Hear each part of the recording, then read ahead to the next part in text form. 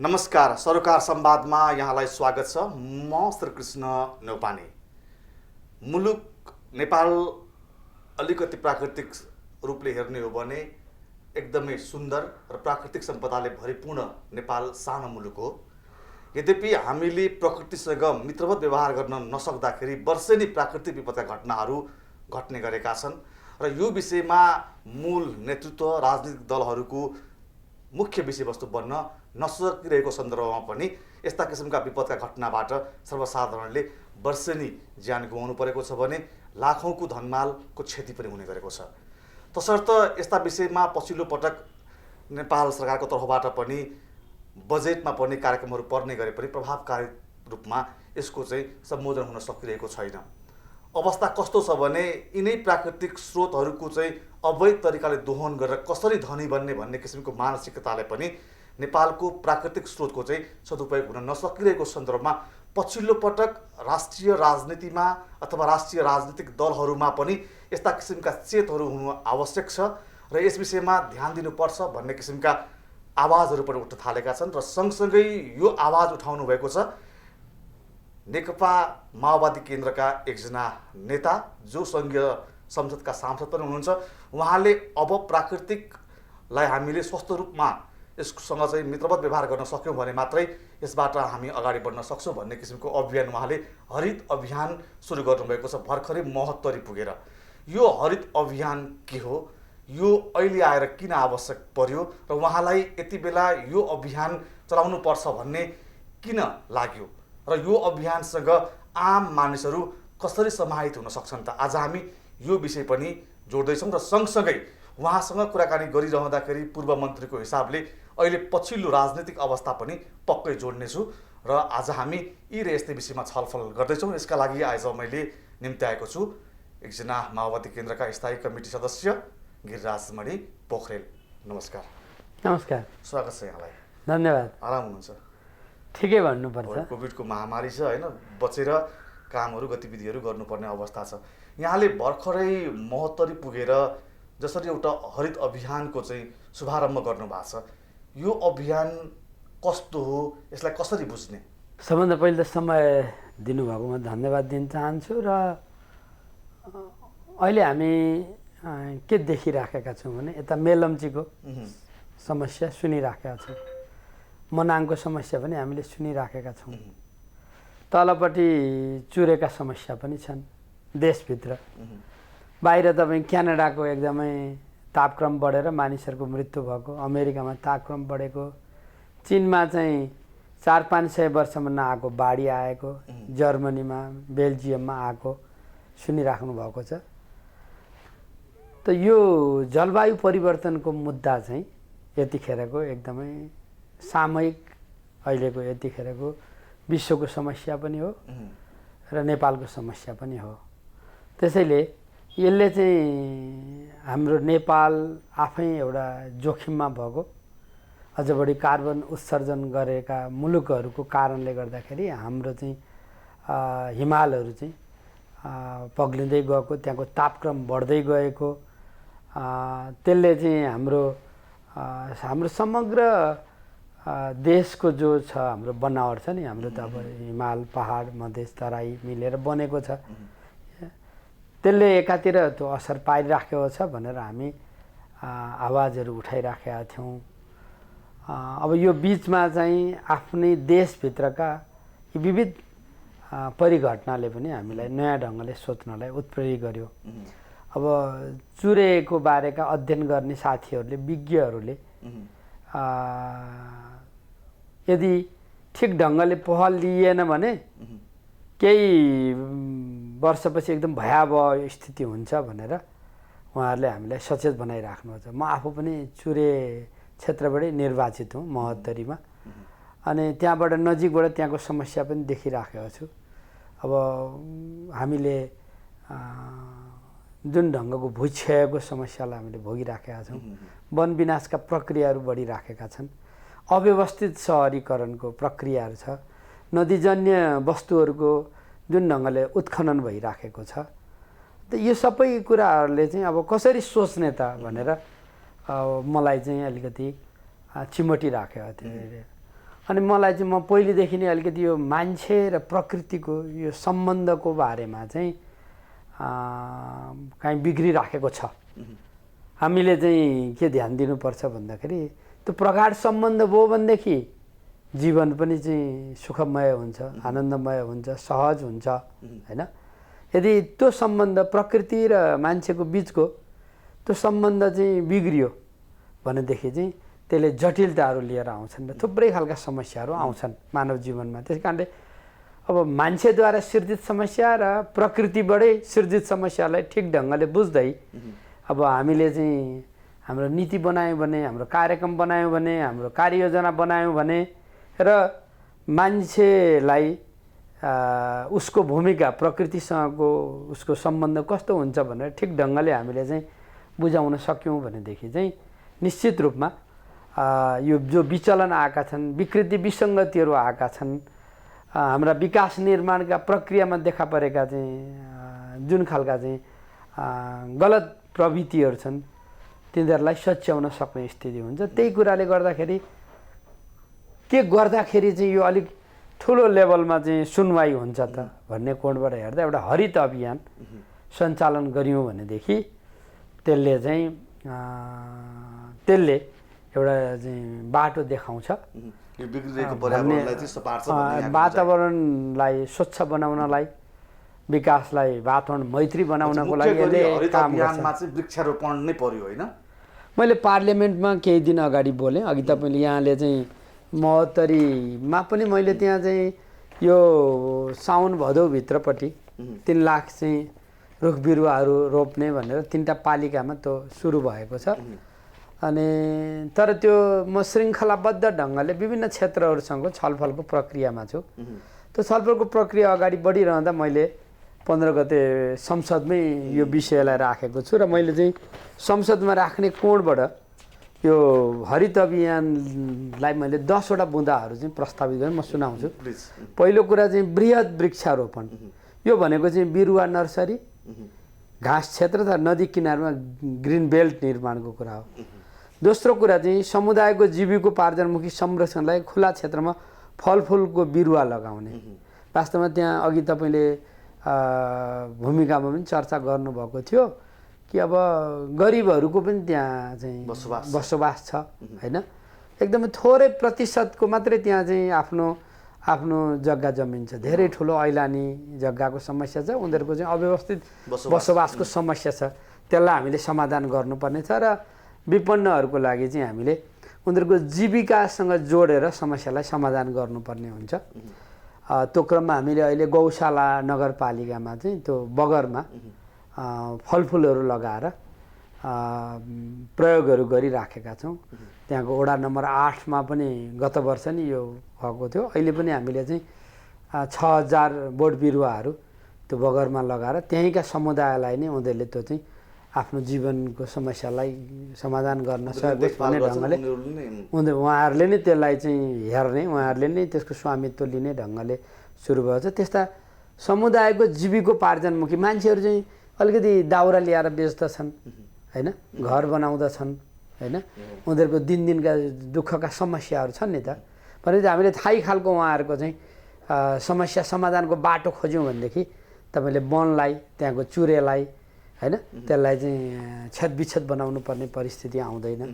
तेस्रो कुरा हामीले चाहिँ एकीकृत जलाधार व्यवस्थापनको अवधारणा अनुसार नदीको व्यवस्थापन गर्ने। हाम्रा त अब चाहिँ नदीलाई ठिक ढङ्गले व्यवस्थित गर्न नसकेर यी समस्या आएका छन् हैन।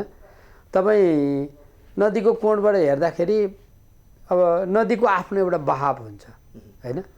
जब त्यो बहावलाई तपाईँले रोकिदिनुहुन्छ नि त्यसपछि समस्या आउँछन्। तपाईँ हरेक वर्ष चाहिँ मुङ्लिन नारायणघाटको समस्या किन सुन्नुहुन्छ? तपाईँ 9 विषय मुङ्लिनसम्मका समस्या सुन्नुहुन्छ हैन। अहिले तपाईँ मेलम्चीको समस्या सुनिराख्नु भएको छ। अनि यो हाम्रा विकास निर्माणका प्रक्रियाहरूमा त्यो नदीलाई ठिक ढङ्गले व्यवस्थित नगरिकन यो समस्या चाहिँ समाधान हुने देखिँदैन। हाम्रो चाहिँ अब तराई मधेससँग सम्बन्धी भएका पनि छन्, पहाडसँग सम्बन्धी भएकाहरू पनि छन्। तिनीहरूलाई एउटा एकीकृत चाहिँ एउटा व्यवस्थापनको अवधारणअनुसार लैजानु पर्यो। अर्को कुरा चाहिँ के छ भन्दाखेरि हामीले चाहिँ इकोसिस्टमलाई नै हामीले भत्काएका छौँ हैन। त्यसकारणले इकोसिस्टमको पुनर्स्थापना गर्न उत्खनन तथा क्षयीकरण भएका क्षेत्रहरूमा पुनर्भरण कार्यक्रम गर्न एकदमै जरुरी छ। किनभने तपाईँले पानी माटोलाई तपाईँले बचाउन सक्नुभयो भने न तपाईँ चाहिँ ठिक ढङ्गले जान सक्नुहुन्छ। त्यहाँको चाहिँ वातावरण बचाउन सक्नु पऱ्यो, त्यहाँको जैविक विविधतालाई तपाईँले चाहिँ बचाउन सक्नु पऱ्यो होइन। अनि त्यसैले चाहिँ हाम्रो इकोसिस्टम लाई नै हामीले चाहिँ ठिक ढङ्गले पुनर्स्थापना गर्नुपर्ने हुन्छ। अर्को चाहिँ हाम्रो कस्तो छ भने अब जुन कृषि प्रणाली छ त्यो अहिले चाहिँ इकोसिस्टममा आधारित छैन होइन। हामीले ठिक ढङ्गको त्यसले माग गरेको त्यो परिस्थिति त्यो वातावरणले माग गरेको कृषिमा हामी जानु पर्यो नि होइन।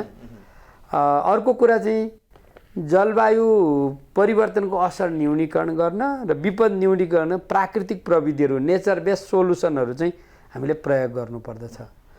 अर्को कुरा चाहिँ अब हाम्रो त यो कान्छो पहाड हो, संवेदनशील छ, कोमल छ होइन। त्यसकारणले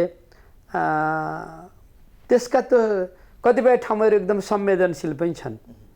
त्यो संवेदनशीलतालाई हेरेर चाहिँ संवेदनशील क्षेत्रमा प्राकृतिक स्रोतको दोहनलाई नियन्त्रण गर्ने त्यो चाहिँ विज्ञहरूले कस्तो खालको चाहिँ उपाय भन्नुहुन्छ त्यो अपनाउनु पर्यो नि। मान्छेको शरीर बिमारी भएपछि डाक्टर कहाँ जान्छौँ? प्रकृतिको पनि त शरीर छ नि त, त्यसको समस्या छ भनेर त कसले भन्छन्? मैले पहिले अब त्यो सिन्धुपाल्चोकको त्यो जुरे पहाड खस्यो नि, त्रिभुवन विश्वविद्यालयका विज्ञहरूले गएर यो जोखिममा भएको कुरा चाहिँ उहाँहरूले पहिले नै भनिदिनु भएको रहेछ। तर हामीले त्यसको आधारमा चाहिँ सोच बनाएनौँ, तयारी गरेनौँ, कार्यक्रमहरू बनाएनौँ भनेपछि सातौँ कुरा चाहिँ संवेदनशील क्षेत्रमा प्राकृतिक स्रोतको दोहनहरूलाई नियन्त्रण गर्ने। आठौँ कुरा चाहिँ वातावरण समस्याको अनुसन्धान गर्न नास र विश्वविद्यालयहरूको संवेदन ज्ञान केन्द्रको स्थापना गर्ने। यो अब वास्तवमा चाहिँ अहिले चुरेको रक्षाको लागि एउटा बोर्डले काम पनि गरेको छ। अनि त्यसपछि अहिलेसम्म झन्डै चाहिँ 10 अरब जति खर्च पनि भएको छ। यो चाहिँ कस्तो छ भने यो ब्युरोक्रेटिक ढङ्गले मात्रै यो हल हुँदैन क्या। त्यसकारणले राज्यले भूमिका खेल्नुपर्छ। राज्यले त्यो भूमिका खेलिरहँदाखेरि चाहिँ त्यहाँ जुन त्यो चुरेलाई या अरू महाभारतहरूलाई बचाउन जुन ढङ्गले असल अभ्यासहरू गरिएछन् त्यो ज्ञानलाई हामीले चाहिँ एक पुस्ताबाट अर्को पुस्तामा हस्तान्तरण गर्ने काम पनि गर्नु पर्यो। त्यो ज्ञानलाई चाहिँ पुस्तान्तरण पनि गर्नु पर्यो र समुदायलाई दिनु पर्यो क्या, उसले नै बुझ्नु पर्यो नि। यहाँको यो अवधारणा पत्र एकदमै समय सान्दर्भिक र नगरी नहुने नै छ। यद्यपि अब नेपालमा काम गर्ने तौर तरिका अब यहाँ त नेपाल सरकारकै क्याबिनेट मन्त्री पनि भइसक्नु भएको हिसाबले यहाँलाई धेरै थाहा छ हामीलाई भन्दा पनि। अब अन्तर मन्त्रालय समन्वय, अब किनभने यो विषयसँग जोडिने मन्त्रालयहरू जस्तो वन मन्त्रालय पर्ला, जलस्रोत मन्त्रालय पर्ला, कृषि मन्त्रालय पर्ला, सिँचाइ पर्ला, विभिन्न मन्त्रालयहरू छन्, भूमि सुधार पर्ला। तसर्थ यी सबै मन्त्रालयहरूको समन्वयात्मक भूमिका होला। अनि यो काम चाहिँ यहाँले भने जस्तो तरिकाले तत्त विभागहरूले काम अगाडि बढाउलान् भन्ने किसिमको चाहिँ जुन हाम्रो परिपाटी अभ्यास नहुँदाखेरि चाहिँ यसलाई चाहिँ पुरा गर्नको लागि त धेरै निकै ठुलो मेहनत गर्नु पर्ला होइन। दुईटा कोणबाट एउटा समग्रतामा जलवायु परिवर्तनले ल्याएका समस्याको सन्दर्भमा समग्र नेपालको कोणबाट सोच्नु पर्यो होइन। एउटा अब सोच्दै नसोचेको अवस्था पनि होइन। म सम्झिन्छु म विद्यार्थीको बेलामा 1978 पछि यी बहसहरू भएका हुन् होइन। यो चाहिँ जलवायु परिवर्तनले ल्याएका मुद्दालाई 1992तिर चाहिँ अन्तर्राष्ट्रिय सम्मेलन गरेर त्यो वास्तवमा चाहिँ अब विश्व स्तरमा कसरी अगाडि बढ्नुपर्छ भनेर सोचहरू नै आएका थिए। रियो दि जेनेरोको चाहिँ मान्यताहरू त्यतिखेर हामीले पढेका थियौँ। हाम्रो यहाँ पनि कुनै न कुनै ढङ्गले कामहरू चाहिँ गर्न खोजिएको छ। तर भयो के भन्दाखेरि न अन्तर मन्त्रालय संयोजन छ, न चाहिँ बजेटहरूको चाहिँ एउटै ठाउँमा ल्याएर तिनीहरूको ठिक ढङ्गले चाहिँ सदुपयोग भएछ। ती कामहरू चाहिँ कति अनुसन्धानमा आधारित छन्, तिनीहरू चाहिँ समुदायले कति त्यसको चाहिँ स्वामित्व लिएका छन् भन्ने कोणबाट हेर्नुपर्छ। त्यसले तपाईँले राम्रो कुरा गर्नुभएको छ कि यो अन्तर मन्त्रालयहरूको संयोजनको कोणबाट पनि हेर्नुपर्ने हुन्छ। बजेट यसले एकदमै ठुलो माग गर्दछ, त्यो पनि हेर्नुपर्छ। तीन तहको सरकार आइसकेको अवस्था छ। त्यस कारण म अहिले चाहिँ छलफलको प्रक्रियामै छु। मलाई के लाग्दछ भन्दाखेरि एउटा नयाँ संरचना यसले माग गरेको छ। ठिक छ, यो बहसमा आयो एक किसिमले भन्दाखेरि एउटा नयाँ संरचना चाहिएको छ, ऐन बनाउनु पर्दछ। त्यो ऐनको आधारमा चाहिँ संरचना पर्छ। विशेष गरेर चुरे केन्द्रित कुरा गर्दाखेरि अहिले तपाईँ मधेस तराईको मरुभूमिकरणको प्रक्रिया अगाडि बढिरहेको परिवेशमा चाहिँ अनि त्यो कोणबाट चाहिँ हामीले एउटा प्रभावशाली ऐन र त्यस अन्तर्गत शक्तिशाली संरचना बनाएर यो सङ्घीयता कार्यान्वयन भएको परिवेशमा चाहिँ काम गर्नुपर्छ। ठिक छ, अब यहाँ एउटा जिम्मेवार दलको जिम्मेवार नेताले नै यो अभियान सुरु गरिसके पछाडि यसलाई निष्कर्षमा पुर्याउन तपाईँले पक्कै पनि हर मजदुर प्रयास गर्नुहुन्छ होला।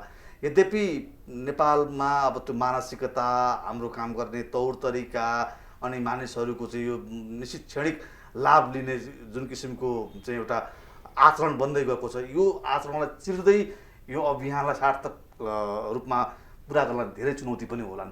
यद्यपि यहाँले अहिले यो सुरु गरिसके पछाडि देख्नुभएका मुख्य चुनौतीहरू के हुन् एकदमै छोटोमा? पहिलो कुरा त हामीसँग कानुनको समस्या छ, ऐन कानुन बनाउनु पर्ने छ। दोस्रो कुरा चाहिँ यसलाई एकीकृत र समन्वयात्मक ढङ्गले अगाडि बढाउनको लागि त्यो कानुनको आधारमा चाहिँ संरचनाहरू बनाउनुपर्छ। विभिन्न क्षेत्रबाट अहिले भएका जो चाहिँ संरचना छन् तिनीहरूलाई नयाँ ढङ्गले सोच्नुपर्छ। तेस्रो कुरा जलवायु परिवर्तनले उत्पन्न गरेका चुनौतीलाई सामना गर्नको लागि आएका जो बजेटहरू छन् तिनीहरूलाई एकीकृत गर्नुपर्छ र त्यो समुदायसम्म पुग्नुपर्छ। अब कतिपयले चाहिँ यी माथि नै रिसर्चको नाउँमा समुदायमा नपुग्ने एक खालका चाहिँ कागज बनाउने ती प्रयोग गर्ने भन्ने खालका छन्। त्यो वास्तवमा समुदायसम्म समुदायले पाउनुपर्ने हुन्छ। तेस्रो चौथो कुरा चाहिँ के छ भने यस सम्बन्धमा चाहिँ हाम्रो सङ्घ, प्रदेश र लोकल सरकारको भूमिकाको बारेमा पर्याप्त छलफल भएको छैन। यो सबै कुरा सङ्घले गर्नुपर्छ भन्ने एक खालको मानसिकता छ, त्यो सम्भव छैन। हामीले मूल जिम्मेवार चाहिँ लोकल सरकारलाई पनि छ, तर लोकल सरकारलाई पनि चाहिँ के गर्नुहुने र के गर्नु नहुने भन्ने कुराको चाहिँ एउटा ठिक खालको चाहिँ बोध गराएर त्यो जिम्मेवारी दिनुपर्छ र चाहिँ अब नजिकका चाहिँ का सरकारहरूले यसलाई ठिक ढङ्गले हेर्न सक्ने भएकाले लोकल सरकार र प्रदेश सरकारको वरिपरि यसलाई लैजानुपर्छ।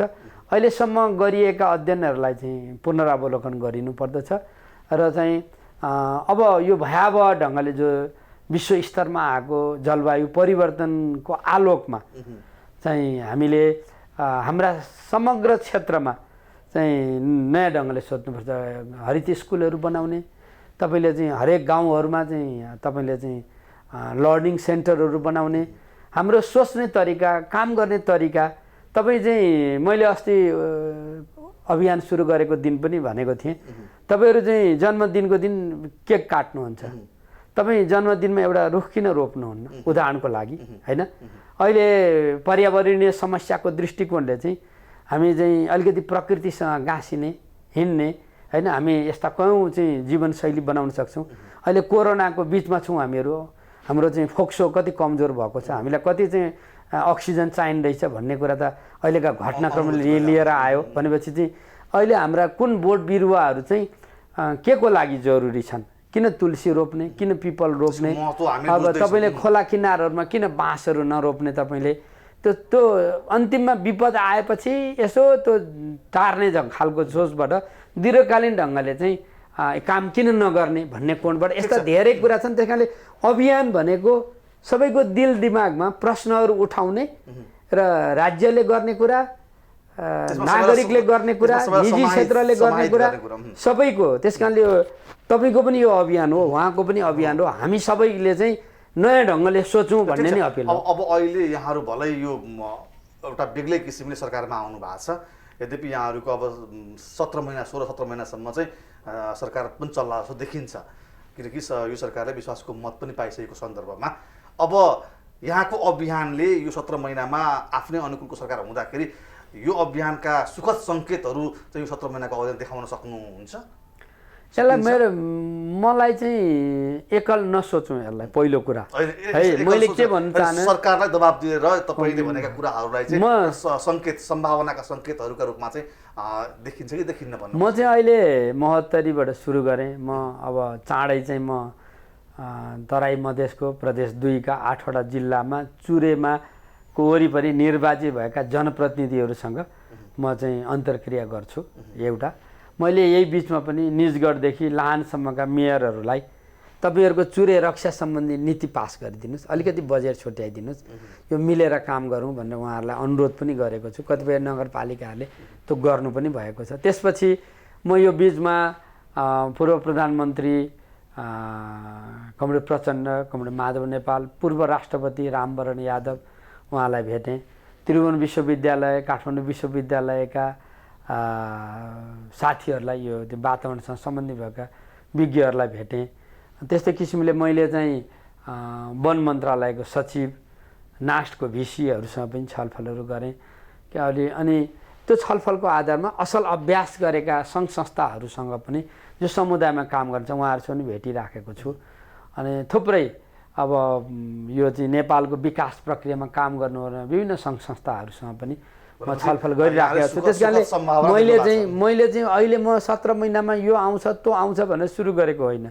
यो यस्तो विषय भयो कि नयाँ पुस्तालाई हामीले एउटा एकछिन तपाईँले एउटा स्कुललाई चाहिँ ग्रिन स्कुल बदल्नु भयो भने के हुन्छ, त्यहाँको बच्चाले जब चाहिँ त्यो कुरा बुझ्छ लगेर घरमा लगेर आफ्नो अभिभावकलाई बताउँदछ होइन। तपाईँ चाहिँ स्वास्थ्य संस्थाहरू तपाईँले ग्रिन बनाउनु भयो, तपाईँले सडकको चाहिँ दुवैतिर चाहिँ तपाईँले ग्रिन बनाउनु भयो, सबैले चाहिँ घरहरूलाई चाहिँ एक खालको चाहिँ एक खाले सोच्नुभयो भने त यो त एउटा चाहिँ जनस्तरको यो कानुन बनाएर मात्रै हुने कुरा होइन, हर इन्डिभिजुअलले सोच्ने कुरा हो। त्यसमध्येमा पनि चाहिँ तपाईँ पानी यति ठुलो हाहाकार हुनेवाला छ, तपाईँले चाहिँ बर्खामा परेको पानीलाई कसरी बचाउने एकछिन होइन। थुप्रै यस्ता चाहिँ सृजनात्मक सोचहरू यसभित्र ल्याउनुपर्छ। मैले चाहिँ यसबारेमा जलवायु परिवर्तनले ल्याएका मुद्दाहरूको सन्दर्भमा विभिन्न विज्ञहरूका कुराहरू सुनि पनि राखेको छु, पढि पनि राखेको छु। कसैले के भन्नुहुन्छ भन्दाखेरि अब प्रकृतिले उत्पादन गरेका कुरा मात्रै खानुहोस् है, तपाईँ त्यो जनावरहरूलाई चाहिँ मार्ने काम नगर्नुहोस् भन्नेहरू पनि त्यसभित्र पढि छन्। यो रोजगारीसँग यसलाई नजोडिकन र त्यो विपन्नहरूलाई चाहिँ समुदायलाई नै चाहिँ त्यो चाहिँ रक्षा गर्ने जिम्मेदारी नदिकन यो चाहिँ शासकीय ढङ्गले मात्रै यो हल हुँदैन भन्ने छ। कतिले यो जनसङ्ख्या वृद्धि भइरहेछ, महिलालाई चाहिँ तपाईँले बताउनुहोस् न यो कुरा भन्ने कोणबाट पनि सुझाव दिइराख्नु भएको छ। अफ्रिकाको एक खालका सुझाव छन्, अब भारतका एक खालका सुझावहरू छन्, बङ्गलादेशका एक खालका छन् होइन। त्यसै कारणले हामीले चाहिँ ती विभिन्न कुराहरूलाई पक्रिएर हाम्रो लागि चाहिँ सरकारी तहबाट, नागरिक तहबाट, व्यक्तिगत तहबाट के गर्नुपर्छ भन्ने कुरा चाहिँ तपाईँ हामीले मिलेर नै बनाउने कुरा हो भन्छु म। त्यसमा चाहिँ अब यो सांसद भए पनि नभए पनि, पार्टीको नेतृत्वमा भए पनि नभए पनि यो एकदम जरुरी यतिखेरको चाहिँ आवाज हो, आवश्यकता हो, यसमा जोडिरहने हो। अनि तपाईँलाई पनि जोड्न चाहन्छु, अरूलाई पनि जोड्न चाहन्छु र कसरी गर्ने भनेर हामी सोच्छौँ जोडिनुपर्ने अवस्था छ। अब यहाँ स्थायी समितिको सदस्य भइसकेको हिसाबले मैले बिट मार्दैछु कुराकानीको, एउटा प्रश्न गर्नै पर्ने हुन्छ। अब यहाँहरूको गठबन्धनको सरकार छ, स्थायी समितिका बैठकहरू पनि बसिराखेका छन्, यहाँहरूलाई सरकारमा पठाउने मन्त्रीहरू छान्न किन यति सकस भइराखेका छ? कहिलेसम्म तपाईँहरूले यो तपाईँहरूको भागमा परेका मन्त्रालयहरूको जिम्मेवारी लिनुहुन्छ? एकदमै सकस परेको त्यो देखिराखेका छ भन्न त अब विभिन्न ढङ्गले बाहिर आएका छन्। त्यस कारणले तपाईँहरूलाई पनि त्यो सजिलो भएको छ, सकस भयो भने। तर भयो के भने हामीले अब सर्वोच्च अदालतले, संवैधानिक इजलासले जे फैसला गर्यो त्यसपछि संसद पुनर्स्थापना भयो। 29 गते प्रधानमन्त्रीले होइन अब एउटा चाहिँ मन्त्रीमण्डल गठन गर्नुभयो। त्यसको आधारमा चाहिँ विश्वासको मत लिइयो। अब विश्वासको मत लिने प्रक्रियासँगै अब हामी त यो 5वटा पार्टीहरू सम्बद्ध सांसदहरूले अदालतमा चाहिँ हामीले रिट हालेका थियौँ अनि यो अवस्था आएको थियो। त्यस कारणले हामीले यो पार्टीहरूको बिचमा पनि छलफल गर्नुपर्ने हो। त्यसमध्येमा यो स्थिति सकारात्मक ढङ्गले विकास हुन चाहिँ पूर्व प्रधानमन्त्री एमालेका चाहिँ नेता माधव कुमार नेपालको भूमिका, उहाँको पक्षको भूमिका, त्यहाँका सांसदहरूको भूमिका एकदम महत्त्वपूर्ण थियो। त्यस कारणले पहिलो त अब उहाँहरूको अन्तरसङ्घर्ष चलिरहेको स्थितिमा अलिकति समय हामीलाई चाहियो भन्नुभयो। यही बिचमा तपाईँहरूले थाहा पाउनुभएको छ बाबुराम भट्टराई, उपेन्द्र यादवजीहरूले नेतृत्व गरेको राजनीतिक दलमा पनि समस्या भए, उहाँहरू पनि चाहिँ निर्वाचन आयोग अदालतका टुङ्गिसकेको समस्या आए। छ अब चाहिँ भर्खर त टुङ्ग्यो होइन। अनि टुङ्गेपछि अब हिजो चाहिँ अब अहिले 3 दलको बिचमा छलफलहरू भएका छन्। अब माधव नेपाल कमरेडहरू सरकारमा जानुहुन्छ कि जानुहुन्न भन्ने कोणबाट पखिएको कुरा हो त्यो। उपेन्द्रजीहरूले पनि चाहिँ केही समय हामीलाई चाहिएको छ भन्नुभएको हो। मोटामोटी अब त्यो अध्याय सिद्धिएको छ। अब मन्त्रालयको बाँडफाँड हुन्छन्, बाँडफाँड भइसकेपछि अनि ढिला भएको छ। अन्तिममा छोटोमा यहाँको जुन शिक्षा मन्त्रीको कार्यकाललाई धेरैले सम्झिराखेका छन्, एउटा असल मन्त्रीको रूपमा सम्झिन्छ मान्छेहरूले। अब धेरैले पनि कता कता सामाजिक सञ्जालमा पनि फेरि पनि गिरिराज मणिलाई कुनै एउटा मन्त्रालय दिएर चाहिँ हेरौँ उहाँबाट के आशा गर्न सकिन्छ भन्ने किसिमका आवाजहरू पनि सुन्छन्। तपाईँको सम्भावना कतिको छ? पहिलो त यो मूल्याङ्कनको लागि धन्यवाद दिन चाहन्छु है। मलाई त्यो जिम्मेवारीमा अपेक्षा गर्नेहरूलाई पनि म आभार प्रकट गर्न चाहन्छु। अहिले हामी जो गएको सरकारमा थियौँ, हामीहरू सरकारमा नजाने भनेर हाम्रो छलफल भएको छ। अरू साथीहरूलाई हामीले यो जिम्मेमा दिनुपर्छ। मैले चाहिँ 30 गते एउटा लेख पनि सार्वजनिक गरेको छु। त्यो लेख सार्वजनिक गर्दाखेरि एकातिर वाम प्रजातान्त्रिक एकतालाई दह्रो बनाउने, त्यसको लागि चाहिँ न्यूनतम साझा कार्यक्रम, साझा आचार संहिता र सरकारलाई सहज गर्नको लागि संयन्त्र चाहिँ अपरिहार्य जरुरी छ। त्यसरी हेर्दाखेरि चाहिँ स्वच्छता, सक्षमता र समावेशिताको आधारमा 300 को आधारमा मन्त्रीहरू बनाऊँ र चाहिँ हामीसँग धेरै समय छैन। हामीले एकातिर चाहिँ अब संसदलाई पूर्ण अवधि सञ्चालन गर्नुपर्ने छ, अर्कोतर्फ मिलेर काम गर्नुपर्ने छ, सामाजिक आर्थिक रूपान्तरणको काम गर्नुपर्ने छ। मन्त्री हुने साथीहरूलाई आफ्नो ठाउँबाट पुरा चाहिँ सहयोग गर्ने मेरो तर्फबाट चाहिँ भूमिका हुन्छ र म जनप्रतिनिधिको हैसियतले र आफ्ना अनुभवको दृष्टिकोणले चाहिँ सामाजिक आर्थिक रूपान्तरणको क्षेत्रमा लाग्छु। मन्त्री साथीहरूलाई पनि आवाज उठाउनु। अहिले मैले पार्लियामेन्टमा यो जलवायु परिवर्तनको इस्युमा आफ्नो कुरा राखेँ, अभियान सञ्चालन गर्नुपर्ने छ। अनि शिक्षाको विशेष गरेर मैले चाहिँ सार्वजनिक शिक्षाको सबलीकरणको दशकीय कार्यक्रम ल्याएको थिएँ। त्यो दशकीय कार्यक्रम चाहिँ अहिले अब केपी ओली सरकारको अर्थमन्त्रीले जुन बजेट लिएर आउनुभयो त्यसभित्र त्यो सार्वजनिक शिक्षाको उच्चारण भएन। मैले नयाँ सरकारका साथीहरूलाई त्यो सार्वजनिक शिक्षाको सबलीकरणको कार्यक्रम ल्याउन आग्रह गर्छु। मैले हिजो एउटा आयोग बनाएर हामीले चाहिँ शिक्षाको नीति र ऐन बनाउन कोसिस गरेका थियौँ। तत्कालीन प्रधानमन्त्री केपी शर्मा ओलीले त्यो आयोगको रिपोर्ट चाहिँ सार्वजनिक गर्नु भएन। मैले मन्त्री परिषदमा प्रस्तावै लगेको थिएँ, त्यो सार्वजनिक भएन। नयाँ सरकारले त्यो रिपोर्ट सार्वजनिकहरू गरोस्, किनभनेदेखि नेपालका शिक्षा क्षेत्रका व्यक्तिहरूले बनाएको त्यो चाहिँ सोच हो, चिन्तन हो, त्यो ज्ञान हो, त्यसलाई सार्वजनिक गरोस्। हामीसँग ऐनहरू छैनन्, ऐन बनाउन कोसिस गर्यो। आज त यो विषयमा तपाईँसँग मैले कुरा गर्न भ्याउँदिनँ। ऐनहरू बनाउनु पर्ने काम छन्। विज्ञान र प्रविधिको क्षेत्रमा पनि महत्त्वपूर्ण कामहरू भएका छन्, अर्को बेला म राखौँला। मैले त्यहाँ बस्दाखेरि जे काम गरेको छु त्यो कामलाई अगाडि बढाउन नयाँ जिम्मेवारी लिनेहरूलाई मैले आफ्नो ठाउँबाट दह्रो समर्थन सहयोग गर्छु। हस्, मेरो संवादको लागि यहाँसम्म आइदिनु, यहाँलाई धेरै धेरै धन्यवाद।